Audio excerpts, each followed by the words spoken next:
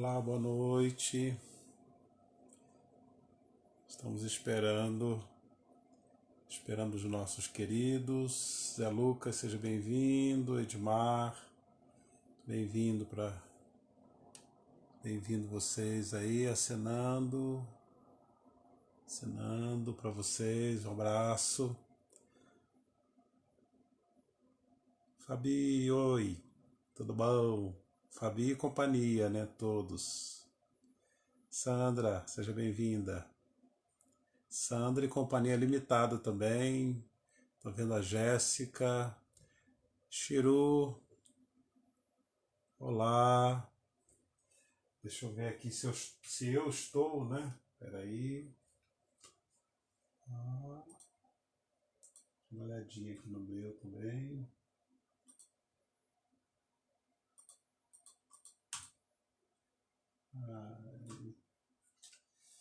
Aguenta aí. Enquanto a gente espera o pessoal chegar. Vamos ver aqui. Eu já estou aqui, ó. Eu compartilhei aqui. Oi. Valdeni, Ione, Júlio, Cida. Sejam bem-vindos. Estamos ajustando aqui.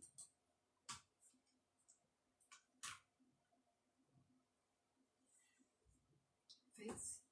Uhum. Nem na igreja, nem. Ó, o pessoal está entrando aqui, ó. Tereza Cristina, oi povo de Deus. Nathalie aniversariante, seja bem-vinda. Ivete, boa noite. Se vocês puderem compartilhar essa transmissão, legal. Nos ajuda aí, ajuda a divulgar. Compartilha aí com seus contatos. Eu já compartilhei aqui com os meus. Falta pegar o link também, compartilhar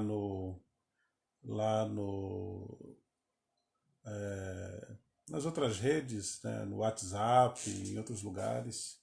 Muito escuro, não dá nem para ver se eu... Claro. Aqui.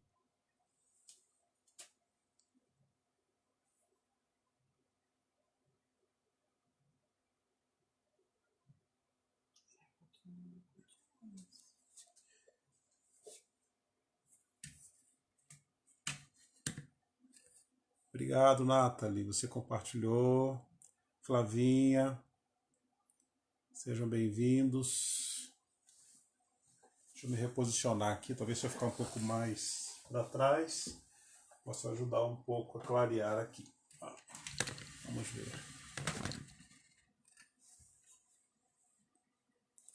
Olá. O pessoal está compartilhando. Kelly, boa noite. Quanto tempo, hein, Kelly? Darlene, seja bem-vinda. Gui Rangel, Leni tá aí, Pastor Assis. Sejam bem-vindos, viu? Todos bem-vindos a esse tempo nosso de oração, de adoração, de reflexão também. Sejam todos bem-vindos, bem-vindas. Bom ter vocês aqui nessa nossa reunião virtual. Estamos esperando tudo isso passar para nós ficarmos juntos outra vez, estarmos juntos de novo. Enquanto isso, nós vamos usando os recursos que a tecnologia nos oferece para tentarmos vencer essas barreiras. E nós estamos hoje vivendo um tempo especial, eu acho que único na história da igreja. Estamos entrando na Páscoa do Senhor Jesus, e é inédito, eu penso que para a igreja, essa incapacidade não apenas localizada, mas quase mundial da igreja estar junta, reunida nesse tempo de Páscoa. Então é um momento assim de muita reflexão para nós como igreja do Senhor Jesus, também de muita tristeza, né? Porque Páscoa é encontro, Páscoa é ajuntamento, Páscoa é celebração, Então é um momento realmente inédito para nós. Eu acho que hoje cabe reflexão e oração nesse dia. Quando o Senhor encarnou, ele veio para uma obra de redenção, de restauração, mas ele também veio para edificar um povo, edificar uma igreja, que somos nós, a igreja do Senhor Jesus. E nós estamos vivendo esse tempo, né? Esse tempo difícil, afastados uns dos outros. Então, nessa Páscoa, nós devemos orar, pedir a misericórdia do Senhor sobre o nosso povo, sobre a igreja, não apenas sobre a igreja, mas também sobre a nação brasileira, sobre os países do mundo. Tantas pessoas, nós já temos mais de 800 óbitos no Brasil por conta desse vírus, tantos outros infectados. Então precisamos orar pedindo a bênção do Senhor sobre as nossas vidas. Quero convidar você então para nós orarmos, começarmos esse tempo nosso orando por toda essa situação, orando, pedindo a misericórdia do Senhor, a bênção do Senhor sobre tudo isso que está acontecendo na nossa nação brasileira. Quero convidar você para nós nos voltarmos para o trono da graça e da misericórdia do Senhor e pedirmos que Ele nos abençoe, que Ele esteja conosco nesse momento. Então vamos orar, você me acompanha nessa oração, quando nós pedimos a intervenção do Senhor e a bênção dEle. Vamos orar então. Senhor, nós queremos juntos, como estamos, pedir que o Senhor abençoe, ó Deus, a nação brasileira, o povo brasileiro espalhado, ó Deus, em tantos lugares do mundo, ó Deus, que vive esse tempo de Páscoa, nessa condição, ó Deus, de tanta preocupação, de tanta tristeza, ó Deus, o medo, ó Pai, que vem, ó Deus, sobre as pessoas, o medo da infecção, aqueles que estão infectados, o medo do adoecimento, ó Deus, o medo da morte. Nós pedimos a bênção do Senhor, pedimos a misericórdia do Senhor, ó Deus, sobre a nação brasileira, sobre o povo brasileiro, sobre as autoridades, ó Deus, brasileiras, que têm, ó Deus, conduzido o povo e a nação através, ó Deus, dessa pandemia. Que o Senhor dê sabedoria, ó Deus, para o povo, que o Senhor, ó Pai, oriente os nossos governantes, para que eles, ó Deus, sejam instrumentos de bênção na vida da nossa nação. Nós entregamos, ó Deus, as pessoas que estão nos acompanhando nessa transmissão, todas as famílias representadas, ó Deus, através dessa transmissão, as casas, ó Deus, que estão representadas aqui, que o Senhor abençoe, ó Deus, que a bênção do Senhor seja sobre todos os lares, ó Deus, que alcance as pessoas que estão nos acompanhando nessa transmissão. Eu entrego, ó Deus, o teu povo e os teus filhos nas tuas mãos, para os teus cuidados, em o nome do nosso Senhor e Salvador Jesus Cristo. Amém. Muito bem, nós nos alegramos com a presença de todos vocês aqui nessa transmissão.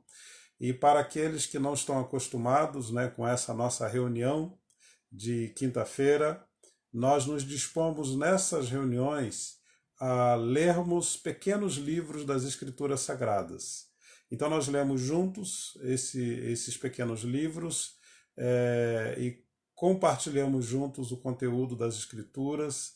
Então usamos bastante a Bíblia. Já convido você para pegar a sua Bíblia, seja no aplicativo, seja o físico mesmo, e nos acompanhar. Nós estamos estudando o maravilhoso livro das Escrituras Sagradas, que é o livro de Tiago, uma pequena carta, na verdade, a carta de Tiago. Tiago é identificado como sendo o irmão do Senhor Jesus e um dos grandes líderes da igreja primitiva. Tiago foi o conciliador da igreja numa situação de conflito, quando a igreja precisava decidir a respeito dos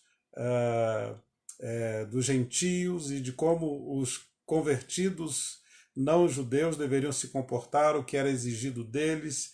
E aí lá em Atos capítulo 15, nós vemos a liderança de Tiago orientando a igreja no primeiro concílio mundial da igreja daquela época, né, o mundo conhecido. Então nós vemos Tiago como sendo o grande condutor da igreja, o grande orientador da igreja, o grande líder da igreja primitiva, e ele nos deixou esse legado, nos deixou essa carta, que é a carta de Tiago, e ele se apresenta lá no início da carta como sendo o escravo do Senhor Jesus. Ele poderia se apresentar como sendo o irmão do Senhor, né? Isso daria um certo status, né, a Tiago, mas ele não sente a necessidade disso. Ele, na verdade, quando se apresenta como o escravo do Senhor, ele fala do comprometimento que ele tinha com o Senhor Jesus, e ele nos revela nessa carta esse comprometimento que nós também devemos ter com o Senhor nas coisas mais práticas da vida. Eu penso que a carta de Tiago é uma das cartas mais parecidas com os escritos de sabedoria do Antigo Testamento, como, por exemplo, o livro de Eclesiastes, o livro de Provérbios. Então, o Tiago ele também vai nessa mesma linha da sabedoria, nos trazendo questões muito práticas, muito objetivas a respeito da vida. Nós já lemos 2 capítulos de Tiago, e eu quero te convidar para a leitura do 3º capítulo de Tiago, que é um dos capítulos mais interessantes, porque o texto fala do poder da língua. E eu penso que esse texto ele é muito atual, porque nós estamos vivendo um tempo de quarentena em que nós precisamos estar juntos uns dos outros, de uma maneira como talvez em poucas situações nós já estivemos, né? Então nós temos essa necessidade de estarmos juntos, passamos mais tempo em casa do que passávamos antes, então nós temos numa mesma casa o marido, a esposa, os filhos, dependendo da configuração, outras pessoas que também compõem aquele contexto familiar. Então imagine os relacionamentos, como eles estão sendo testados nesse dia, como tem sido testada a paciência uns dos outros, a compreensão uns dos outros, como cada um tem se tratado mutuamente, como nós temos usado as nossas palavras nesse tempo em que estamos vivendo essa situação em que estamos juntos uns dos outros. Então esse texto de Tiago, capítulo 3, é um texto atualíssimo. Eu acho que ele vai nos ajudar muito, especialmente no que diz respeito à nossa convivência, nessa prática de convivência, nessa arte de convivência que nós precisamos desenvolver, aperfeiçoar nesses tempos de quarentena. Então, te convido para essa leitura, Tiago capítulo 3, e você pode interagir comigo através do chat. Se você tiver alguma colaboração, se você tiver alguma observação a respeito do que nós estamos conversando, você pode interagir pelo pelo chat, e aí a gente vai conversar um pouco, nós vamos trocar um pouco de informações a respeito do texto de Tiago, capítulo 3. Está com a sua Bíblia aberta? Está pronto para esse grande desafio que Tiago nos traz a respeito da convivência e de como devemos usar a palavra uns para com os outros? Então vamos juntos na leitura de Tiago, capítulo 3. Gabriel Goulart, seja bem-vindo, e todos os outros que estão conosco também, sejam todos bem-vindos. É bom ter vocês aqui conosco nesse tempo de leitura e de oração. Daqui a pouco vamos orar e daqui a pouco eu vou pedir que você traga os seus pedidos para a oração, para que nós oremos também uns pelos outros. Então, o texto, ele começa assim: Meus irmãos, não vos torneis muitos de vós mestres, sabendo que havemos de receber maior juízo, porque todos tropeçamos em muitas coisas. Se alguém não tropeça no falar, é perfeito varão, capaz de refrear também todo o corpo. Então, o Tiago está nos dizendo aqui que se nós queremos ser mestres, nós precisamos entender qual é a responsabilidade de sermos mestres uns dos outros. Porque o mestre é aquele que recebe maior juízo sobre os outros.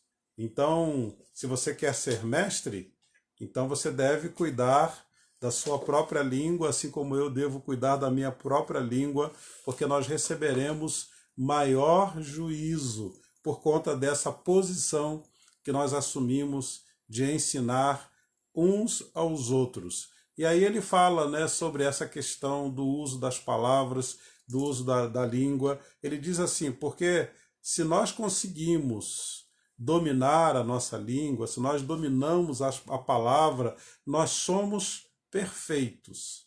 E se nós somos capazes de dominar a palavra, ou as palavras, e consequentemente a língua, nós conseguimos dominar o nosso corpo inteiro. Então, aqui Tiago está introduzindo tudo o que ele vai falar a partir desse momento. Ele vai falar sobre sabedoria, ele vai falar sobre a língua, ele vai falar sobre os efeitos danosos de uma língua descontrolada. Esse é o tópico, esse é o tema que ele vai trazer para nós a partir desse momento. O texto fala assim, ele usa dois exemplos quando ele fala a respeito do poder da língua. O primeiro deles diz respeito aos animais.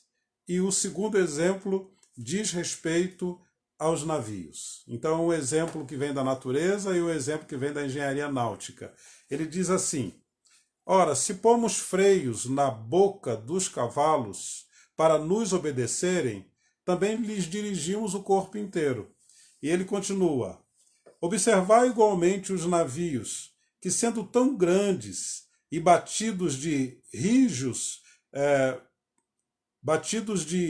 ventos, por um pequeníssimo leme são dirigidos para onde queira o impulso do timoneiro.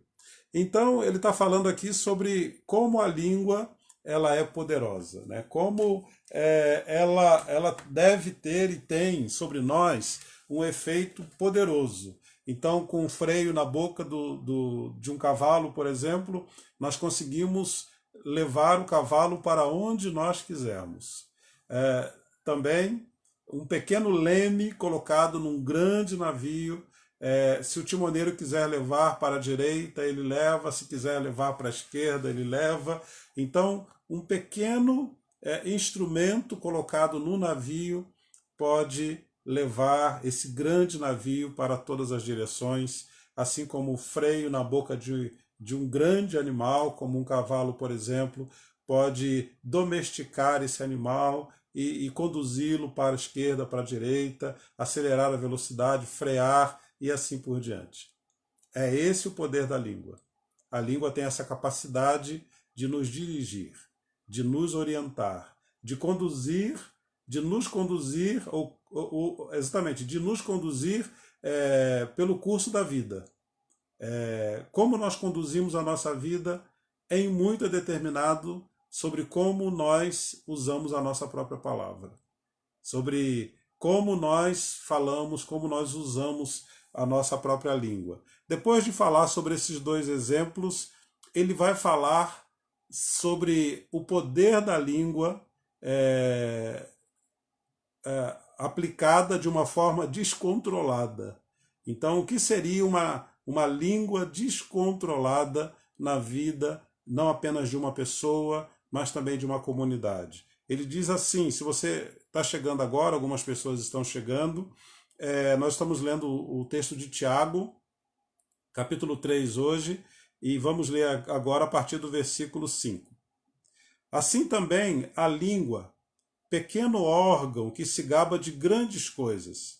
Vede como uma língua põe em brasas tão grande selva. Ora, a língua é fogo, é mundo de iniquidade. A língua está situada entre os membros do nosso corpo e contamina o corpo inteiro, e não só põe em chamas toda a carreira da existência humana, como também é posta ela mesma em chamas pelo inferno. Então, esse é o poder de uma língua descontrolada. É isso que uma língua fora de controle é capaz de fazer. Um órgão tão pequeno, mas que se gaba de grandes coisas. Nós sabemos o poder de uma fagulha numa floresta. Nós sabemos que uma fagulha ela pode pôr fogo numa floresta inteira.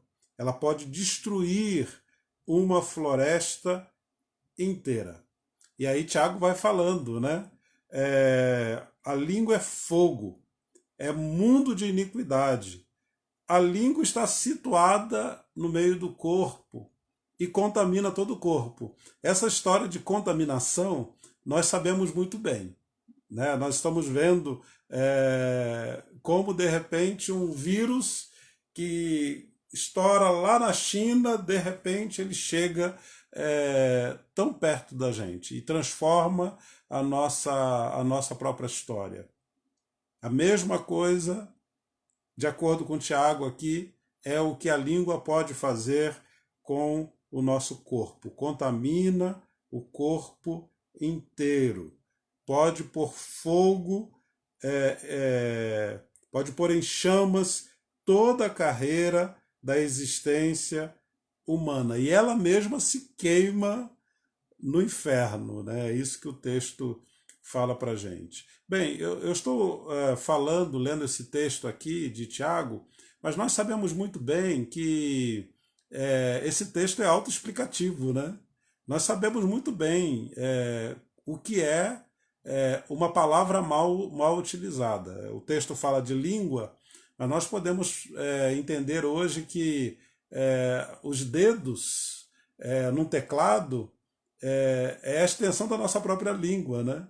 Então, às vezes, a palavra não é dita, mas a palavra é escrita, né, nas nossas redes sociais, a palavra é transmitida pela internet, e nós sabemos muito bem o poder das palavras, de uma palavra mal colocada, de uma palavra maldita na vida de uma pessoa. Nós sabemos como a língua e a palavra ela pode ser construtora e como ela também pode ser destruidora.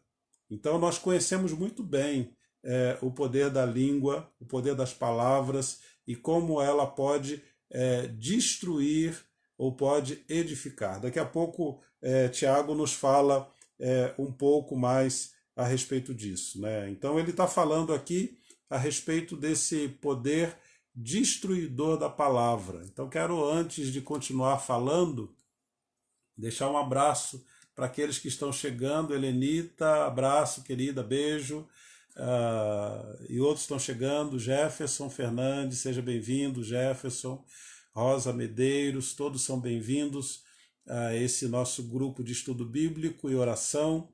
Hoje conversando um pouco sobre o texto de Tiago, capítulo 3, que nos fala a respeito do poder e dos efeitos danosos de uma língua sem controle, de uma palavra destruidora, de uma palavra que afeta, de uma palavra que destrói. Tiago continua no versículo 7, quando ele diz assim: pois toda espécie de feras, de aves, de répteis e de seres marinhos se doma e tem sido domada pelo gênero humano. A língua, porém, nenhum dos homens é capaz de domar. É mal incontido, carregado de veneno mortífero. É interessante como o ser humano foi capaz de domar toda e qualquer espécie de animais. Nós podemos domar um leopardo, podemos domar uma girafa, podemos domar uma baleia, podemos domar tantos animais, muito mais poderosos do que nós, seres humanos, mas é impressionante como nós não conseguimos domar a nossa própria língua. Não sei se você já teve essa experiência de pensar uma palavra, você sabe que não poderia falar, dizer aquela palavra, e de repente você vai lá e diz, você vai e fala. E aí depois você se pergunta, mas como eu pude falar? Por que eu disse? Olha, por que eu falei? Por que eu postei? Por que eu escrevi? Por que eu reagi daquela maneira? Então a língua é dessa maneira, a língua é algo assim muito poderosa e nós domamos tudo, domamos seres e animais tão mais poderosos do que nós e não conseguimos domar esse pequeno membro que se situa entre o nosso corpo, que é mais poderoso do que qualquer outro ser humano, né? Nem todo animal, mas de qualquer um de nós. Né? O texto generaliza quando fala que o ser humano, nenhum dos homens é capaz de dominar a língua. Então eu estou nessa e você também está nessa. Todos nós estamos juntos nessa história aqui. Bem, beijos e abraços para todos que estão chegando. Quero destacar a Luciana Olivar, lá do outro lado do mundo, da Austrália. Essa internet é um negócio poderoso, né? A Agnes, minha amiga, minha querida Giovana, sejam bem-vindas. Vocês estão acenando para mim, eu estou acenando para vocês. Então sejam todos bem-vindos, bom ter vocês aqui. Se vocês quiserem interagir, além dos acenos e dos joinhas, se quiserem me ajudar nessa reflexão, contribuindo, né, com essa reflexão, você pode fazer isso. Bem, a língua, ela também nos coloca diante de uma situação assim, eu diria assim, de incoerência, né? Porque muitas vezes nós queremos ser instrumento de bênção e de maldição através das nossas palavras. E o texto de Tiago nos fala que isso é incapaz, né? Aliás, isso é impossível de acontecer. Tiago fala assim, diante dessa incoerência que muitas vezes nós nos colocamos: com ela bendizemos ao Senhor e Pai, também com ela amaldiçoamos os homens feitos à semelhança de Deus. Quantas vezes, né? De um momento para o outro, adoramos a Deus e no outro momento nós amaldiçoamos o nosso irmão, nossa irmã, feitos à nossa imagem e semelhança. Então, olha que incoerência, às vezes a língua a situação incoerente que a língua nos coloca, né? De abençoar e amaldiçoar. E Tiago, então, ele vai afirmando, acaso, através de perguntas retóricas, ele afirma, né? Acaso pode a fonte jorrar do mesmo lugar o que é doce e o que é amargoso? Uma fonte pode jorrar, ou da mesma fonte pode jorrar o doce ou o amargoso? Não. Acaso, meus irmãos, pode a figueira produzir azeitonas ou a videira figos? Não.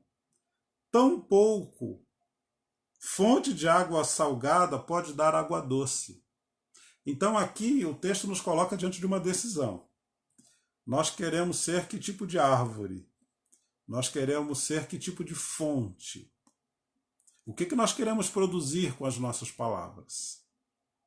Qual é o resultado que nós esperamos a partir das palavras que nós usamos uns para com os outros?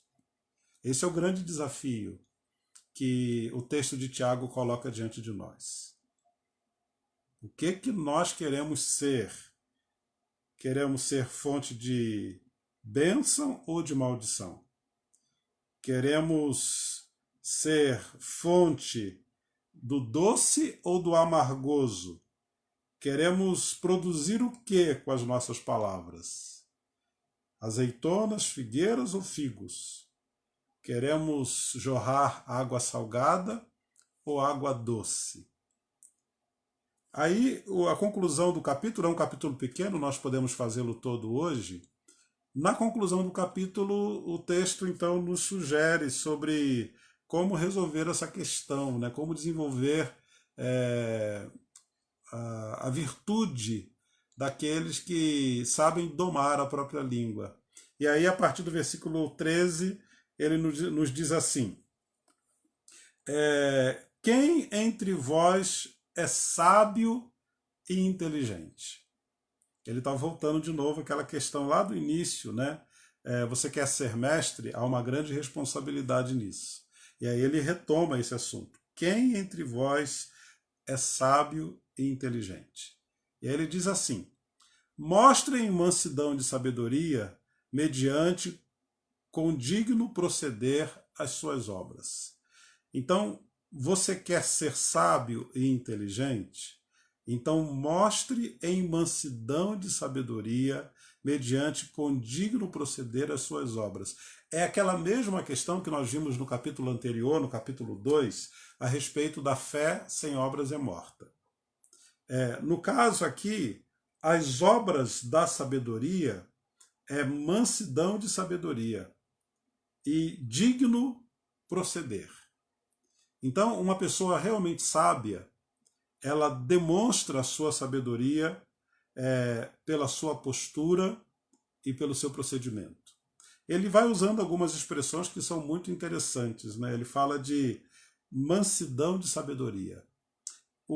A mansidão é um gomo do fruto do Espírito Santo. É a capacidade de nós sermos domados pelo Espírito Santo, de nós sermos controlados pelo Espírito Santo. E isso diz respeito às nossas palavras. Isso fala muito das palavras que nós usamos. É muito comum nós falarmos assim às vezes: mas foi mais forte do que eu. Eu não aguentei. Eu tive de falar. Né? Quer dizer, tem pessoas que não conseguem domar a sua língua. Tem pessoas que não conseguem domar a sua palavra. E o texto aqui, nesse trecho, está falando que essa falta de controle está relacionada à sensibilidade ou não que nós temos à obra do Espírito Santo nas nossas vidas. Então, se nós temos esse gomo da mansidão, se somos domados pelo Espírito Santo, as nossas palavras são palavras de edificação e não de destruição. Serão palavras de bênção e não palavras de maldição.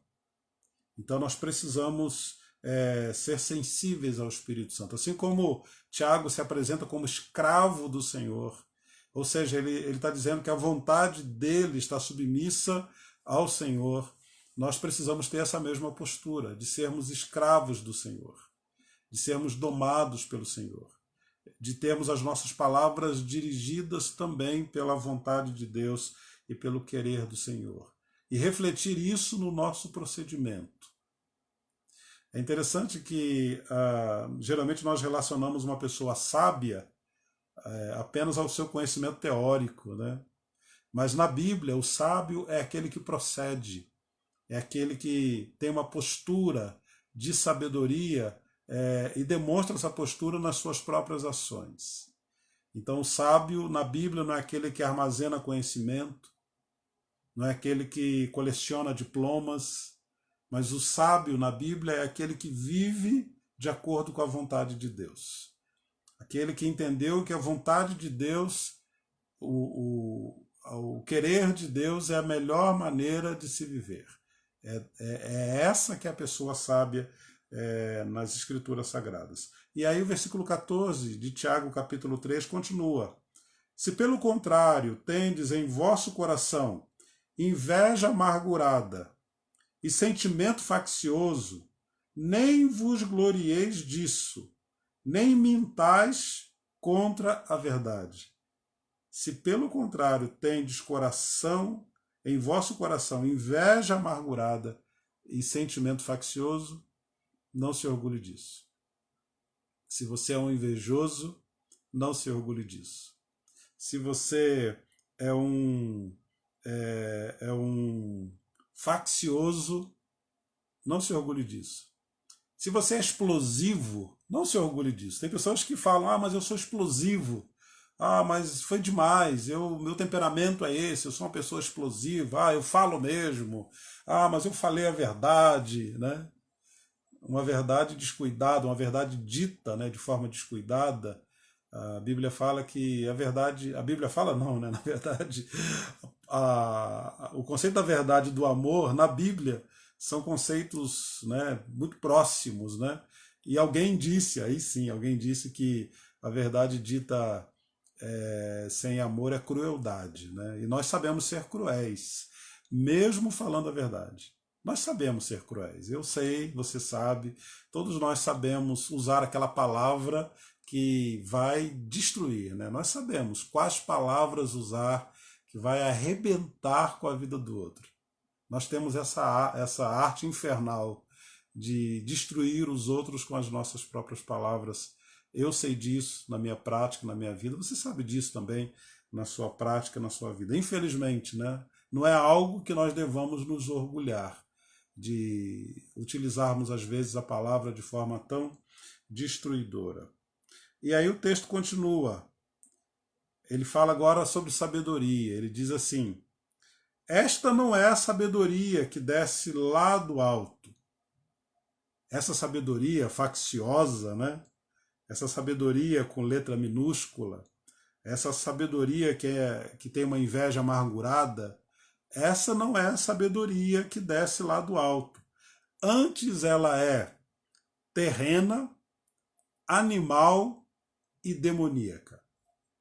Essa sabedoria facciosa, essa sabedoria que privilegia o conflito, o confronto, a malícia, a maldade, essa sabedoria ela é terrena, ela é animal, ela diz respeito a esses nossos sentimentos animalescos, né, de nos destruir uns aos outros, de nos devorar mutuamente. Então ela é animal e ela é demoníaca, no sentido de que ela não tem o controle do Espírito Santo, mas ela é motivada por essa ação demoníaca, né? A Bíblia diz, o próprio Cristo diz que o ladrão, né, que é identificado como o diabo ou demônio, ele vem só para roubar, matar e destruir.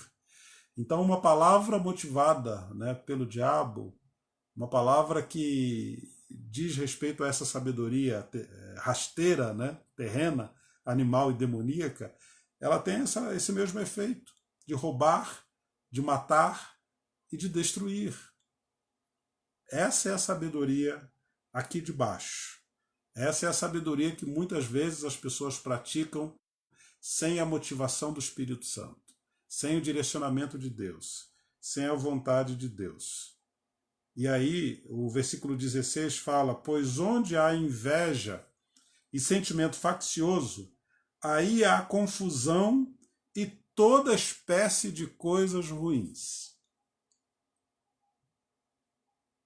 Toda espécie de coisas ruins. Qual é a sabedoria que nós estamos buscando? A sabedoria rasteira ou a sabedoria lá do alto? Aí no versículo 17, ele vai falar sobre as virtudes da sabedoria do alto.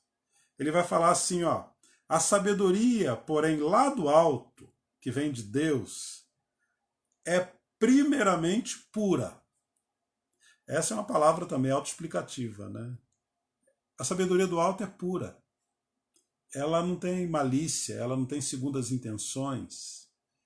Ela tem apenas a intenção do amor, a intenção da edificação, de produzir o melhor do outro, de extrair o melhor do outro, de edificar o outro, de celebrar pela vida do outro. Então a sabedoria lá do alto, primeiramente, é pura. Depois ela é pacífica. A sabedoria do alto é pacífica. Ela vem para produzir paz, paz no coração, paz com Deus, paz na vida comunitária. Se nós somos guiados pelo Senhor, pela vontade do Senhor, pela palavra do Senhor, se nós buscamos a sabedoria do alto, então nós buscamos um relacionamento de paz, uns para com os outros. Ela é pura, ela é pacífica, ela é indulgente. Essa palavra, né, que é uma palavra que a gente pouco usa, indulgente, ela sugere a facilidade de compreender e perdoar. Uma pessoa indulgente é uma pessoa que tem facilidade de compreender e de perdoar. E também é uma pessoa flexível.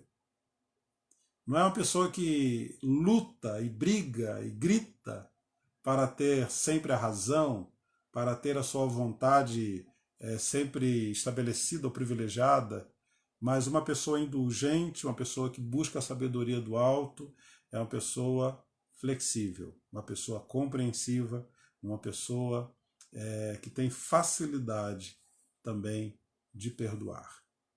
Então, nos nossos relacionamentos interpessoais, em algum momento nós precisamos buscar essa sabedoria do alto. Sermos puros, sermos pacíficos, indulgentes, tratáveis. Quem nunca ouviu alguém falar assim, a fulano é intratável? Muitas vezes nós somos identificados como intratáveis, né? Nós não conseguimos nos vincular ao outro, nos relacionar com o outro. Somos tão duros nas nossas palavras, somos tão agressivos, que nos tornamos pessoas intratáveis. Mas a sabedoria do alto, ela é pura, pacífica, indulgente, ela é tratável, ela é plena de misericórdia. A palavra misericórdia é uma palavra boa porque nos fala sobre identificação com a miséria do outro, sobre empatia, sobre simpatia, sobre olharmos para o outro com amor. Esse é o conceito. Quando a Bíblia fala que Deus tem misericórdia de nós, é isso que Deus faz conosco. Ele nos ama, ele nos compreende a partir da nossa própria miséria. Ele coloca o coração dele na nossa miséria. Nós estamos vendo e pensando na Páscoa, e a Páscoa fala disso, fala dessa identificação e dessa intimidade que Deus estabelece conosco. Então a sabedoria do alto, ela é plena de misericórdia, ela é plena também de bons frutos. É aquilo que nós vimos, né, no trecho anterior, né? Pode de uma mesma fonte jorrar, né, água boa ou água amarga. Uma árvore não pode produzir frutos distintos. Então, se nós somos guiados pelo Senhor, então nós produzimos bons frutos e apenas bons frutos. Não há conflito, não há discordância, apenas bons frutos.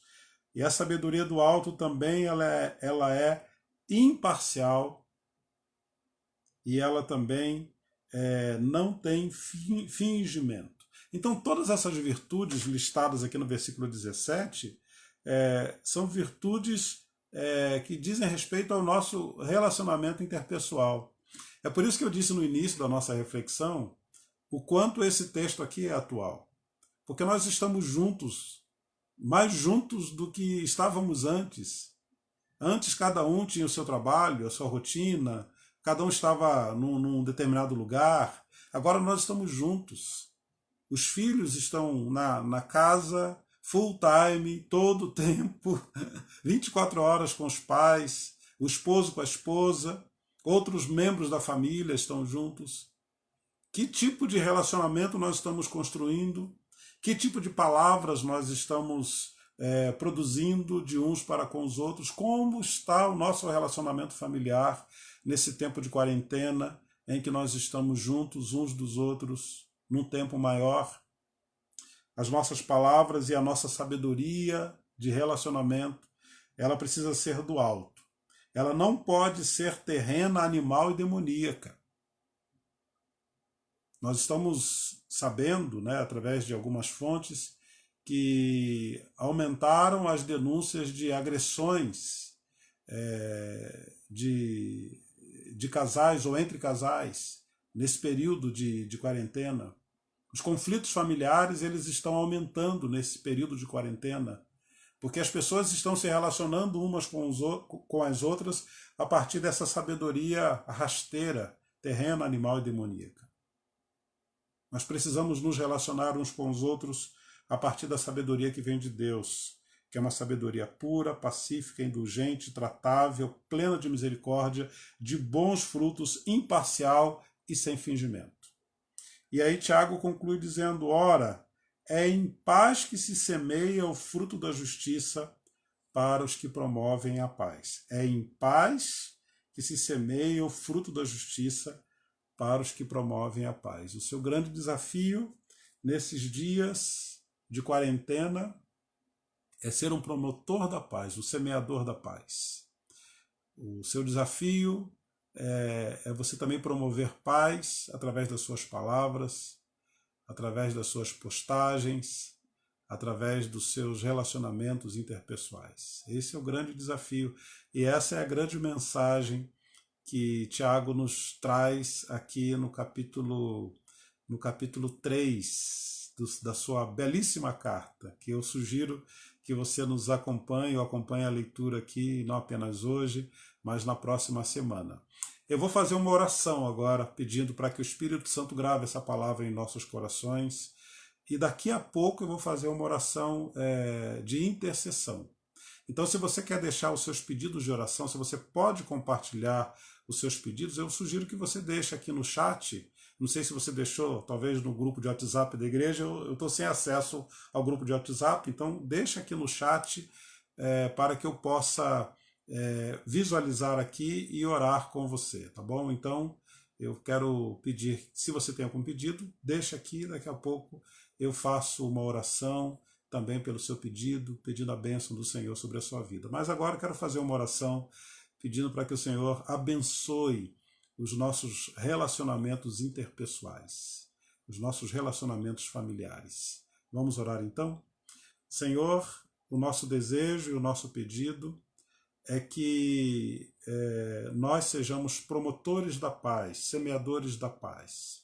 Que as nossas palavras sejam palavras, ó Deus, construídas a partir dessa sabedoria que vem do alto.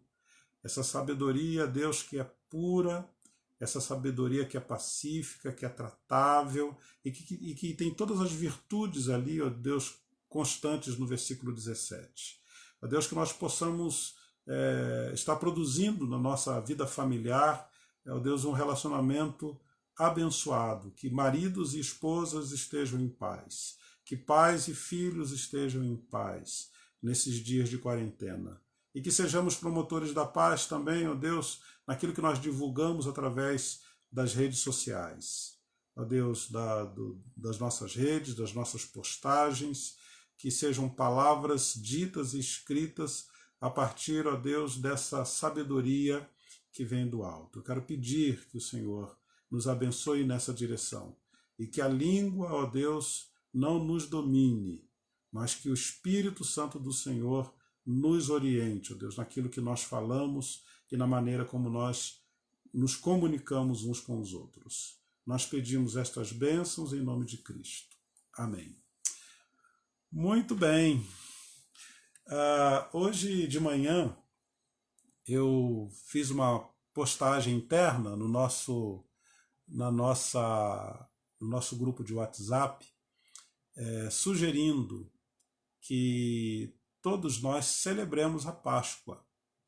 Então não deixe de celebrar a Páscoa. E lembrava aos meus irmãos da igreja hoje no grupo que a Páscoa, no livro de Êxodo, era uma celebração essencialmente familiar.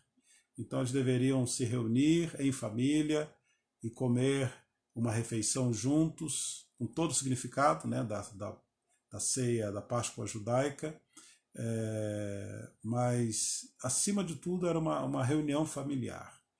Então, faça de uma das suas refeições uma celebração à ressurreição do Senhor Jesus.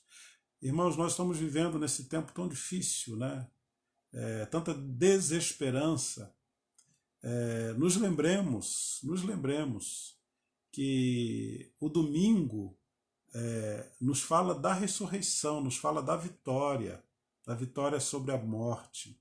Então, não viva essa Páscoa sem pensar na ressurreição do Senhor Jesus. Nós só falamos ultimamente sobre coronavírus, sobre pandemia. Então, falemos da ressurreição, falemos da vitória do Senhor sobre a morte.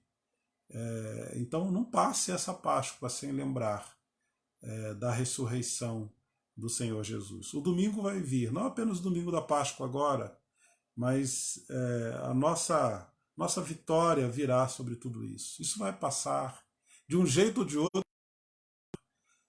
No final das contas, a vontade de Deus, que é boa, perfeita e agradável, ela vai se estabelecer. Então não se guie pelo medo, não se guie pela morte, mas se guie pela ressurreição. Nós adoramos e servimos ao Deus que está vivo. Então olhemos para a ressurreição do Senhor Jesus. Promete que vai fazer isso, que vai consagrar uma das suas refeições de agora até o próximo domingo para celebrar a ressurreição do Senhor. Você está comigo nisso? Você pode dar um sinal para mim? Estou sozinho aqui, cadê vocês? Deixaram o celular ligado e me abandonaram, ninguém está interagindo comigo.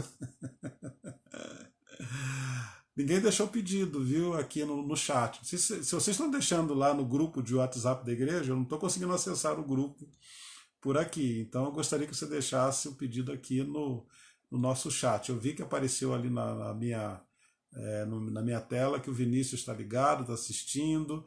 Eu já vi o Totó também aqui, curtindo, né, o nosso querido Luiz Otávio. Muito bom tê-lo aqui, um pianista extraordinário. Um abração para o Totó também, que está conosco. Ok, eu vou orar então, né? Se você quiser deixar o seu pedido de oração, por favor, deixa aqui o seu pedido. A Nena, um pouco mais cedo, lá no grupo, ela já pediu que nós orássemos por ela. Nós vamos orar pela Nena, pedindo que Deus abençoe, pela vida da Dona Eunice, que faz aniversário hoje. Quem mais? A Nathalie, é hoje ou foi ontem? Então, por favor, deixa aqui os pedidos, me ajuda aí, vai, pessoal aí que tá comigo aí, me ajuda aí, mesmo o pessoal que só está acompanhando, né? Legal sua curtida, muito bom, mas se você puder interagir comigo aqui no chat, me ajuda, né? Então vamos orar? Quero orar, depois eu deixo alguns avisos e aí eu termino essa nossa transmissão. Tá bom? Você me acompanha nessa oração? Vamos orar então. Senhor, nós queremos apresentar ao Senhor, ao Deus, os nossos pedidos. O Senhor sabe daquilo que nós estamos precisando, Deus, mesmo que nós não compartilhemos aqui no chat. O Senhor sabe, ó Deus, como está a nossa vida. O Senhor sabe que nós estamos preocupados, ó Deus, preocupados com o nosso emprego, preocupados, ó Deus, com a redução da nossa renda, ou mesmo, ó Deus, com o fato de não termos mais renda. O Senhor sabe disso, Deus. Como essa pandemia nos colocou diante dessa situação tão difícil. Ó Deus, nós estamos diante de uma situação trágica na história da humanidade. Muitas pessoas, ó Deus, estão sofrendo com tudo isso. Ó Deus, essa pandemia está trazendo, ó Deus, consequências terríveis e gravíssimas a todos nós. Ó Deus, perdemos entes queridos, alguns de nós. Ó Deus, perdemos emprego, perdemos renda, perdemos a nossa segurança. Ó Deus, pedimos que o Senhor tenha misericórdia de nós, que a boa mão do Senhor seja sobre nós, que a boa mão do Senhor seja sobre a nossa vida. Põe a tua mão, ó Deus, sobre todos nós. Tenha misericórdia, Deus. Tenha misericórdia do teu povo, ó Deus, que sofre e que, ó Deus, carece da intervenção do Senhor. Nós pedimos, ó Deus, pela Nena, pedimos que a boa mão do Senhor seja sobre ela e pedimos, ó Deus, sobre aqueles também que estão apresentando seus pedidos, pelo Pedro Henrique, ó Deus, pedimos que o Senhor o abençoe, também pelo Alício, ó Deus, que a boa mão do Senhor seja sobre a vida deles, ó Deus. nós entregamos a cada um aqui, ó Pai, nas tuas mãos, ó Deus. Nós pedimos pela Tereza, ó Deus, Terezinha, Cristina, o serviço dela, ó Deus, põe a tua mão sobre a Terezinha, que a boa mão do Senhor seja sobre a vida da Terezinha também. Nós entregamos, ó Pai, a Terezinha nas tuas mãos. Nós pedimos, ó Deus, que o Senhor abençoe a Jô, ó Deus, que o Senhor tenha misericórdia, ó Deus, da Jô, ela foi desligada do seu trabalho, ó Deus, põe a tua mão sobre a vida da Jô, ó Deus, nós entregamos a vida do Jaime, ó Deus, que tem o seu coração entristecido, ó Pai, pelo falecimento do seu pai, ó Deus, pela mãe da Agnes também, nós pedimos a misericórdia do Senhor, ó Pai, a bênção do Senhor pela mãe da Agnes. Nós entregamos, ó Deus, essas pessoas nas tuas mãos, pedimos sobre elas, ó Deus, as tuas bênçãos, ó Pai. Ó Deus, que essa situação, que essa nuvem, ela passe, ó Deus, e que breve nós vejamos perspectivas novas, ó Deus, situações novas na nossa vida. Que o Senhor abençoe o teu povo, que essa Páscoa, ó Deus, seja uma Páscoa abençoadora. Ó Deus, que nós vejamos no domingo muito mais, ó Deus, do que uma data, ó Deus, uma cerimônia, mas que vejamos no domingo o sinal da vitória, porque foi no domingo que o Senhor ressuscitou. Ó Deus, então que o domingo traga para nós esperança de vida, de vitória e também de ressurreição. Quero entregar a todos, ó Deus, nas tuas mãos e pedir sobre todos, ó Pai, as tuas bênçãos. Nós oramos em o nome do nosso Senhor e Salvador Jesus Cristo. Amém? Amém, irmãos. Amém. Quero convidar a todos para os nossos próximos encontros. Nós teremos no domingo de manhã a nossa escola dominical. Eu te convido para a escola dominical às 9h30 da manhã e também a igreja em casa para as crianças às 17 horas e também o nosso culto de domingo à noite, 19h30 horas. Então, meu convite já para você, para essas próximas programações. Se nós tivermos outras programações, nós vamos divulgar aqui. Se tivermos outras transmissões até lá, nós divulgaremos aqui. Mas os trabalhos que estão marcados são esses. Próximo domingo, 9h30, Escola Dominical. Também no próximo domingo nós teremos a igreja em casa para as crianças, 17 horas, e o culto às 19h30 horas. Um beijo e um abraço para todos vocês, que a boa mão do Senhor seja sobre a vida de cada um de nós e que nós logo, logo estejamos juntos para nos abraçar, para estarmos e caminharmos juntos. Então, beijos e abraços a todos.